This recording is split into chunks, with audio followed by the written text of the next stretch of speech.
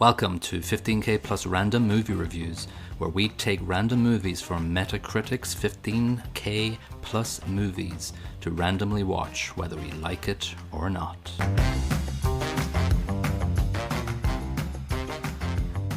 Hello and welcome to episode 19 of 15K Plus Random Movie Reviews. This is Colin. And this is Niall. And this is random movie number 15176 on Metacritic's all-time movie list. It's called Me Time from 2022. It had a budget of $80 million. Money well spent. Yeah, it runs for 108 minutes or so. The good thing about, the non-interesting thing about Netflix movies, we don't know what the box office is because basically it's just made and they pay their actors, and subscriptions are what is the only evidence of success. But I guess, yeah. The sad thing here is that me watching this on Netflix has added to this movie's success. Yeah, it has a 25 Metascore and a 3.6 user score, so both critics and users hate this movie, and I will add my coin to the fountain and hate this movie also. Yeah, it deserves its place on the Metacritic ladder of shame, right at the bottom. I found very little redeeming about it. Let's get into that. Yeah, just the director and writer is John Hamburg, who has had a couple of hits in the past, like Meet the Parents and Zoolander and all sort of usual Ben Stiller stuff that, you expect a few laughs, but you don't get any. The thing is, like, it's similar humor, but none of it sticks. Kevin Hart, not great in this. Mark Wahlberg, God, he's not great in anything, but he's certainly not good in this. No, once you see the headliners for this movie, you know what you're in for. Anyway, plot in a nutshell: Kevin Hart is Sonny. And he's a dad. He's got two kids, a wife, and his old friend Huck. He had a sort of a past with him, and he's his best friend and would do wild things together. But now Sonny is a stay-at-home husband and does all the parent volunteering at the school. And Huck wants him to come and celebrate his birthday for his 44th for some strange reason. It's like there's a flashback at the start where they're celebrating his 29th birthday, which is Kevin Hart in a squirrel suit, changing his mind about jumping off a cliff, and the helicopter that dropped him off takes off, and he gets picked up and flung off the side of the cliff, and then he's like, "Yay, this is actually great!" And then some crows hit him, and then he's like, "I hate you, Huck," and that's supposed to be funny. Yeah, it's and it just from second one you can see it's a horrible graphics, horrible SFX, VFX. The crows just look. Alfred Hitchcock's turning in his grave with the type of birds they used. No, but even the computer graphics of the helicopter are superimposed on this computer generated cliff as well. It just looked terrible. It's really bad. Yeah, it's like it looks very unprofessional. Considering they spent $80 million on this movie. Yeah, where did the money go? Was it all on Mark Wahlberg's and Kevin Hart's paycheck? Yeah, pretty much. And probably John Amos. No. All right, so we get that crap intro, and it goes into a whole introduction music montage of their past, and it goes straight in, setting the scene of Sonny as the husband who makes the breakfast, knows all about the kids. The wife's too busy to know anything about them, and Huck calls them up on FaceTime. You know what the thing that just really annoyed me was that they all fought, like the two kids who must be 8 and 4 maybe, let's say, or 6 and 4. They all fawned, "Oh, Uncle Huck." Sonny hadn't seen him in years. How the hell do they have this sort of loving relationship with him? They don't even know him. Well, yeah, that's not the only thing that doesn't make sense in this movie, but yeah, there's plenty of it. It's just annoying when you think about it. And so, that's all blah, blah, blah. It talks about a donkey, penis. And it's just like, oh my God, really? That is the joke. Yeah. It's supposed to be funny, and then the kid reacts to seeing a picture of a donkey dong, and it's supposed to be funny. I just don't get it. And in the midst of all this breakfast scene, Sonny, Kevin Hart, turtle poop, was it? Kevin Hart manages to slip on turtle poop twice in the midst of like 5 minutes. And that's supposed to set the scene, and then we go, "Oh, this is hilarious!" Tripping, slipping. It's something. It's I don't get it. I don't know why trying this very basic slapstick nonsense. I think slipping on tortoise is a metaphor for the entire movie. It's exactly what it felt like as I was watching it. Repeatedly. Yeah, whacking my head off the ground. Yeah. Unfortunately, the coldness of oblivion didn't embrace me, and I had to watch the rest of the movie.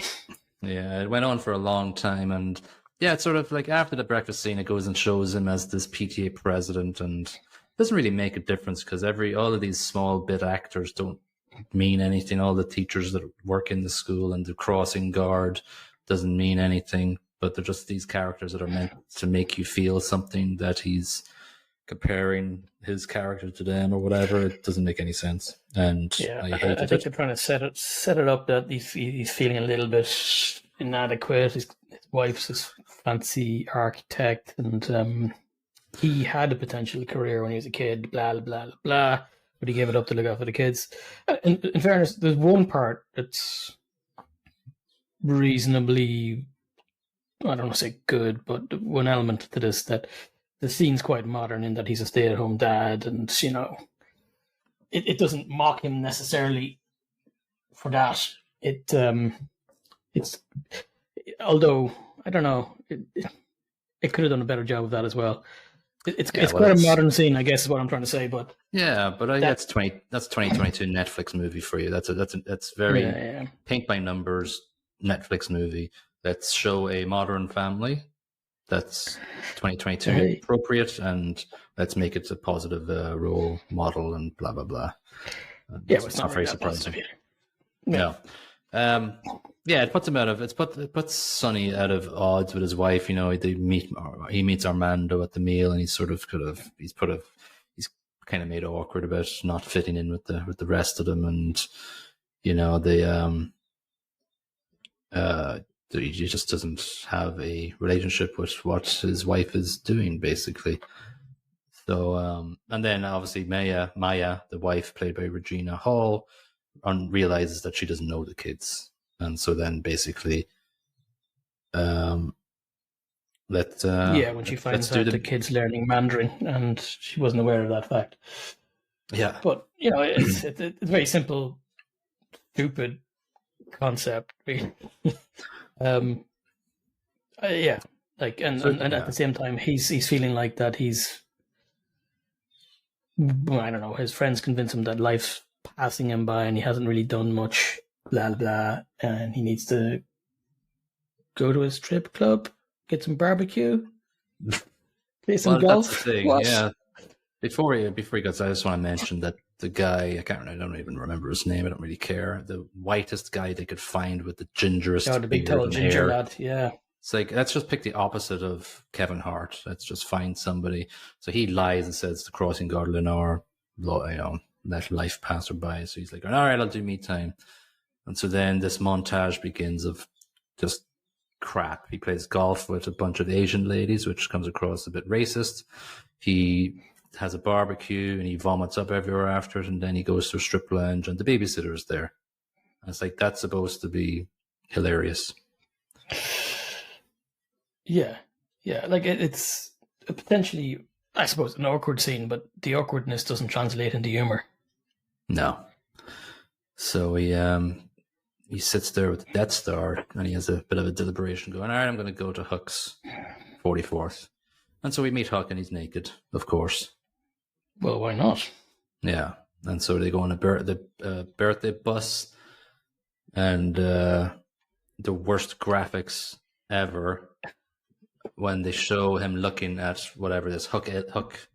Like it's supposed to be Coachella, but it's made for Huck to celebrate his birthday, and it just looks like a green screen from the 80s at the bus. It's like 80 million, really? Yeah, and what's funny is I think it's actually a paint job, so it's crap. Yeah. I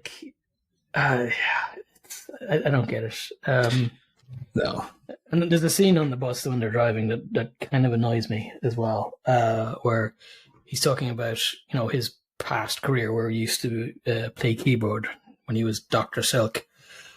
And the guys are asking him, so where can we get your songs? Where can we get your music? And can we get it on Spotify or SoundCloud? Yeah. And he said, no, it's on CD. And everybody looks confused. Yeah. And no, that's not reality. It's not a joke. And people in their 20s actually know what a CD is, you stupid movie. Yeah, but like Kevin Hart he's playing whatever, probably a late 30s guy, early 40s. He's Huck's friend. So why don't you have him Spotify and SoundCloud? You're not from the 70s. You're not from the 80s.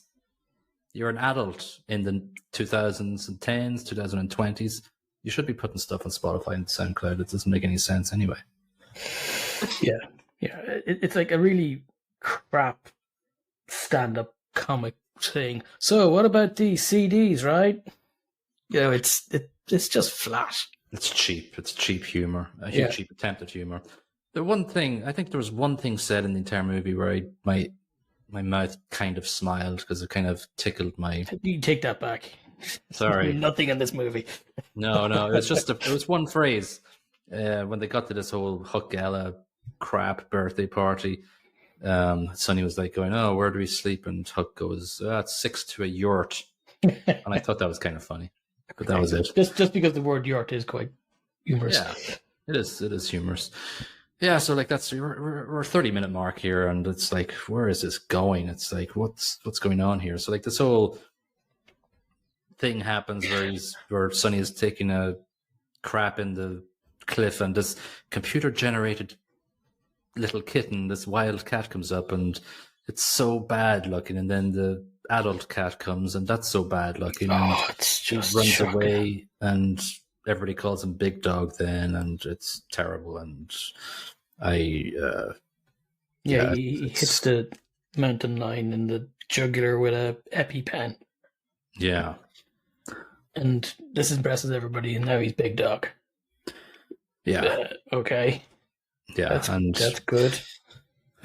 So then we find out that Huck is $47,000 in debt to Stan, who's played by Jimmy O. Yang, who you know from Silicon Valley as John Yang. I did like his career title as the alternative revenue specialist.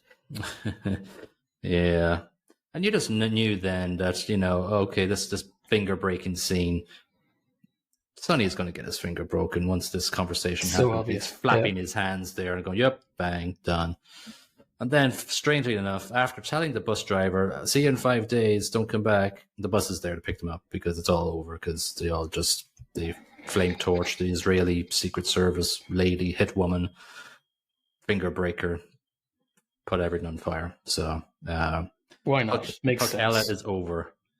And then, Huck has this massive exposition time talk with Sonny, and it's boring, and we don't really care. And then they decide, okay, really didn't care at that point. No, then they say, okay, let's get Armando back because he's up with your wife trying to buy an island so she can work on the island forever. And let's go and get an Uber. And this Uber lady driver was terrible too. And they just somehow they got into the house and started burglarizing it and taking a dump on the bed. That annoyed the crap out of me. It doesn't show them getting into the house. They're in the house. Yeah, that's weird. That's not how stuff works. People lock their house when they leave. They just appeared in the house and never explained. But they also said that they weren't going to break anything at this point. But how did you get in without breaking something? And of course, it was signposted like 10 minutes ago, but they back over the tortoise, and drive it to a bloody Snappy tortoise. Jim or whatever the hell his name was. Who cares? Yeah, and then they just bring it to a hospital and leave it on the doorstep. And it's an hour into the movie right now, and then loads of stuff has happened up to this point. Yeah, but everything is incredibly forgettable. Yeah, which hence why we're at 60 minutes already. The next big thing is the house party where Seal, the singer, shows up. Not the animal, the singer. And it might have been more interesting. You know what really cheesed me off about this one was the way that they horrendously edited the audio in this, because it's the quietest party ever. All of the dialogue takes place in obviously loud rooms. There's plenty of people in the rooms, but it's dead quiet. You can't hear anybody talk. There's not a murmur in the background. It's just the main conversations. It's edited so badly. I don't know where the 80 million went, obviously. Yeah. Yeah. I think everybody knew this was a terrible movie when they were doing the editing, so they didn't bother. Yeah. I guess, so he pays off the bad debt. Sonny just goes, yeah, I'm just going to pay off your $47,000 in debt. And his wife and kids come back and the during the party. During the party, blah, blah, blah. Then a monster truck smashes into his car. And then everybody leaves the party. And just like My Baby's Daddy, there's a fart joke. Oh, yeah. When the stripper / babysitter's sitting in the house and he thinks everybody's left and he farts and he's embarrassed. And that's the joke. That's the joke. Yeah. So then there's a time apart montage. And of course, we're supposed to feel emotionally connected to these characters where we can't, because we just don't have any, there's no, emotional connection to them at all that we can make, because nothing happens in the movie that does that. There's a horrible montage of Hallelujah being sung by a boy in his talent show that he's directing, which becomes the whole epitome and apex of the movie plot. His redemption is in this. His redemption. His lowest point. But it's done in like 30 seconds. That's not how an arc works in a movie. Yeah, like he apologizes to Armando for the turtle during this montage. He, I don't know what else. Huck hears his friends talking crap about him. We're supposed to feel emotion about this. No. Talent show happens, and it stretches on for so long. And his son goes up and he tries to play, it's so cringe. He tries to play a song, and then he comes out as the dad trying to help him, and the son just melts down. And then he goes, yeah, you're right. And he just starts talking to the audience as if it's a bloody, I don't know. What else could it, I don't know. Yeah. A crap Disney movie. You don't have these conversations with, you don't have these conversations with your family in front of everybody on the stage. No. That's crap parenting. That's crap anything. And that's just being a jerk. Yeah. But again, his wife goes, you're amazing. You said so much good stuff out there. Kiss and make up. So then he's going, for some reason he goes, I want to find Huck. So I'll find him on my phone tracker thing. And he's on a boat Huck called puts $47 back onto his bank account. So he says, Huck might be in trouble. Yeah. So he follows his track my phone thing to a boat called Murder Sheet Boat. Yeah, I did like the name of the boat. I'm sorry, that's the one piece that made me smile. God. I'm sorry. Again, it's so long. They go on it, and I'm like going, he's working on the boat. He's not going to get murdered. He's working. And there he is, working the bartender. Yeah. Again, it's so long. And it's like, when is this movie ending? And then it's just a party happens for... the Uber lady's in there smashing stuff and pooping in the toilet or on the toilet. I don't know. Like, what? She turns up. She's given... Why is she on the boat? The Uber lady's on the boat. Driver. Oh, yeah. I don't know, actually. I have no clue why she turned up. Because I remember seeing it. I was thinking I could rewind and find out. No. But then I thought to myself, I'd have to watch some part of this movie a second time. And I'm not doing that. Ever again. No. She turned up, and it's like, I took a dump on their bed or something. It's like, all right, that's time to get out of here. And I'm like going, yes, please get out of here. So then they they join forces to become a party hosting thing, Huck and Sonny, and I think it's the daughter's birthday. I don't really give a crap who, whatever it is. And it's just like all this crap happens. And then the last sentence of the movie is, I gotta get him away from Jill. And then it just fades to black. It's like the whole movie is like one very long episode of a sitcom, a bad sitcom. It's like, okay, like that last sentence doesn't make any sense in a movie. Yeah. It's just there was missing a laughter track. And just was just far too long. Far too long. Too much stuff happens. Nothing happens. There's no arcs. There's no anything. There's no progression of any characters. It's just a series of events that feel loosely connected, and all of them are awful. A series of unfortunate, unfunny events. That's exactly what this movie should be called. And then there's 10 minutes of credits. That's Netflix in a nutshell too. I almost thought there'd be bloopers during the credits. That's how like paint by numbers this movie was. It's like, oh yeah, there's going to be bloopers now. Because Kevin Hart would think he's actually really funny being an ad-libber person or something, but all he does is scream and fall and turtles crap.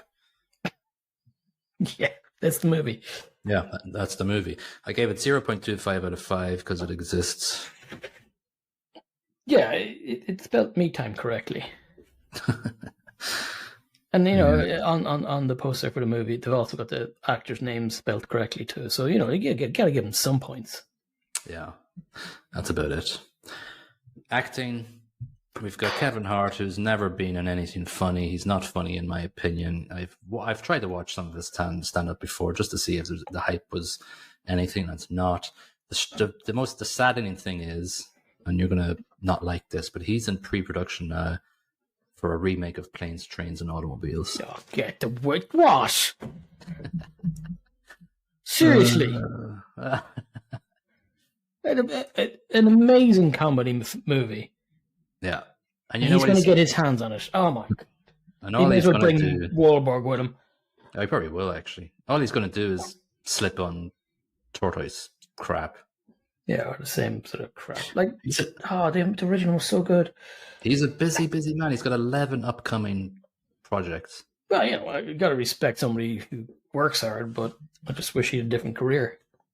Yeah, I wish this didn't exist. Huck, Mark Wahlberg, obviously Boogie Nights is probably his apex of his career. You love Ted, obviously, because you're a weirdo. Did like Ted. Yeah. But I think that's because Seth MacFarlane knows how to write a movie.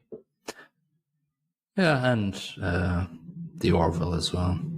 Yeah. Maya, played by Regina Hall. I just remember her from Scary Movie, yelling in the movie theater, "Do not go in there!" Stuff like that. Yeah. Scary Movie is pretty okay for what it is. Yeah, it needed to stop at number 1 though. Oh yeah, I don't think about any of the rest of them. The father-in-law is played by John Amos. You always know his face when he pops up coming to America. Awesome. Yeah, and the army dude in Die Hard 2, but he gets nothing in this movie either. He got like 5 lines in the whole thing. Yeah, I thought Armando looked familiar, but he's not in anything. It's Louis, played by Louis Gerardo Mendez. Don't know. Yeah, I had to Google that as well because he has a very familiar noggin. I just couldn't place him. He obviously looks like somebody else. I can't think of. He does. He looks like the dude from the Star Wars series, which I don't know why I can't remember the name of the series. Andor. He looks like Andor. Yeah. Oh, he does a bit, I suppose. Yeah. A little bit. Yeah. And Stan, played by Jimmy O Yang, as I said, he played John Yang in Silicon Valley. And I think I remember seeing him as a stand-up in Singapore when I lived there as well. Get away. Yeah, I think he was starting off. He was pretty funny, actually. Gave the acting 1 out of 5. What about you? 0.5. I found nothing good there. Yeah, Soundbrack's track I gave 0.25 out of 5. It was garbage. The Hallelujah montage just felt stupid, and I hated it. The whole seal thing was shocking. Cringe. It was cringe. Shocking rubbish. Seal's just there for a paycheck. I just don't get it. But he played, obviously Kevin Hart plays the keyboard magnificently, but it's just the corny reactions in the crowd. It cuts to all his side character sidekicks, and they're all just, oh, wow. Yeah. He's actually Terrible. good. Shut up. Shut the hell up. Yeah, so 0.25 out of 5 for that. Are you the same? I gave it a 0.5 because I didn't want to think too much about fractions, because thinking too much about this movie upsets me. And production, again, 0.25 out of 5. The graphics effects, especially of the wild lynx cat attack movement, was terrible. It was terrible. Actually, I read up that a crewman fell 30 feet and severely injured himself during the making of this movie. I tried to find an update if he was actually okay, but of course they just mentioned that it happened during the filming and they don't follow up. None of the websites follow up and actually, was he okay? But I can't believe that somebody nearly died or possibly died to make this movie. Yeah, it's terrible. Yeah. I just think 80 million. How can you make such crap graphics happen with 80 million? I had scribbled down a 1 on production, but I'm just, with you saying 80 million now, I'm just thinking no. Yeah. Just no. Just 0. No. Just no. Yeah. Production's woeful. It's terrible. And it's like, I blame Netflix as well, just because they throw money at certain actors when they're going through a hot phase, and it doesn't work out a lot of times. A lot of the Adam Sandler movies sucks. There are some good Netflix movies out there, but I think that the fear of failure isn't as big on Netflix. Yeah, they just throw money and whatever. I'm guessing Wahlberg and Kevin Hart got like 20 million each, probably. Well, listen, Mark Wahlberg did all the bloody Transformer movies, and they're just paychecks. They're all awful. Yeah, terrible. So it's not unusual to see him just collecting a paycheck. Fair play to him. I'd do it if I could too. Yeah, fair play. Yeah. Peter Travers at ABC News gave it 10 out of 100. He said, despite the star presence of Kevin Hart and Mark Wahlberg, this laugh-starved buddy comedy is crushingly dim-witted and disposable. Yep. That's a very good definition. I don't know why RogerEbert.com is so bad these days with these reviews, but Thomas Lafley, which is the weirdest name I've ever come across, gave it 63 out of 100. It says, they say, Me Time has some structural problems that drag the story, taking too long to reintroduce Huck in the second act, and littering the overall canvas with too many side players throughout. But it comes with enough rewards, nonetheless, thanks to an idiosyncratic group of lovable people who just need to get a little crazy in order to survive as their true selves. What absolute trash. Trash. No, Mr. Ebert fella. No. Horrible. Let's forget that ever happened. Shall Please. we? No, I'll talk to the therapist tomorrow. All right. The good thing is that we are rolling between 1 and 1,000 because it's episode 20 next episode. So let's roll the dice and see what we get. We are going to get 120. Get out of town. Yeah. So let's have a look. See, that documentary. Should be. Yeah, it will be. We're just not going to get anything normal. Okay, so movie 120 got a 94 out of 100 cumulatively on Metacritic. It's a movie from 2023 called Past Lives, and it's Korean. Oh, you know what? I'm a big fan of Korean cinema, so that's actually a good thing. I've watched a bunch of Korean movies recently. All right, that's good. They're usually quite good. All right, cool. Well, this is a drama romance, so it's PG-13. Oh, it's by that A24 Films always make lots of good movies nowadays. Not that you like some of their stuff recently, but no. So just the little synopsis here is Nora, Greta Lee, and Hae Sung, played by T-Yo, two deeply connected childhood friends, are wrest apart after Nora's family immigrates from South Korea. 2 decades later, they're reunited in New York for one fateful week as they confront notions of destiny and love and the choices that make a life. So there we go. Yeah, so it's got a Metascore of 94 and an 8.1 user score, and it's a Metacritic must-see. Well, that is a slight improvement on the previous movie. It is. It is. So yeah, okay. So that is episode 19 done and dusted for this week. Me Time is no more. And we will see you for episode 20 for that top 1000 movie. Bye-bye. Cheerio.